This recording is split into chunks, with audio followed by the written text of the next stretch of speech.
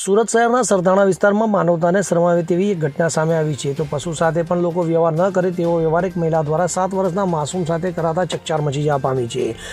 શહેરના યોગી ચોક વિસ્તારમાં આવેલી એક સોસાયટીમાં માત્ર ડોરબેલ વગાડવા જેવી નજીવી બાબતે એક મહિલાએ 7 વર્ષના માસૂમ બાળક પર અત્યંત ક્રૂરતાપૂર્વક હુમલો કર્યો હતો. તો સોસાયટીના પાર્કિંગમાં બાળકને પટકીને જમીન પર ઢસેડ્યો હતો. ત્યારે સમગ્ર ઘટનાના સીસીટીવી ફૂટેજ સામે આવ્યા બાદ મહિલા સામે ફરિયાદ નોંધાવવામાં આવી છે. તો પોલીસે મહિલાની અટકાયત કરતા પોતાની ભૂલ કબૂલી મહિલાએ માફી માંગી હતી. મળી આવતાની જાણકારી અનુસાર સુરત શહેરના સરથાણાના યોગી ચોક વિસ્તારમાં આવેલી સિલિકોન રેસિડેન્સીમાં સુધીરભાઈ વઘાસિયા પરિવાર સાથે રહે છે. તેમના 7 વર્ષનો પુત્ર સોસાયટીમાં રમી રહ્યો હતો. તો રમતા રમતા બાળકોએ પડોશમાં રહેતા અપેક્ષાબેન નામની મહિલાના ઘરની ડોરબેલ વગાડી હતી. તો માત્ર આટલી વાતથી ઉશ્કેરાયેલી મહિલાએ પિત્તો ગુમાવ્યો હતો અને માસૂમ દેવાંશુ પર તૂટી પડી હતી. તો મહિલાએ બાળકને પકડીને જમીન પર પટક્યો હતો અને ત્યારબાદ તેને નિર્દયતાથી ઢસડ્યો હતો. ત્યારે આ હુમલામાં માસૂમ બાળકને શરીરે ગંભીર ઇજાઓ પહોંચી હતી.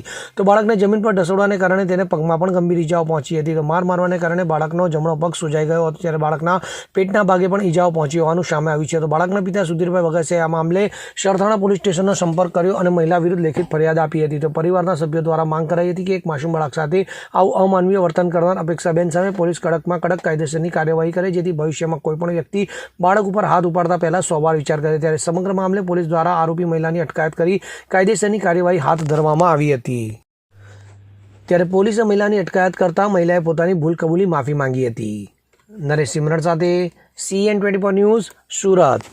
હવે જુઓ દેશ દુનિયાની તમામ ખબરો તમારી આંગળીના ટેરવે.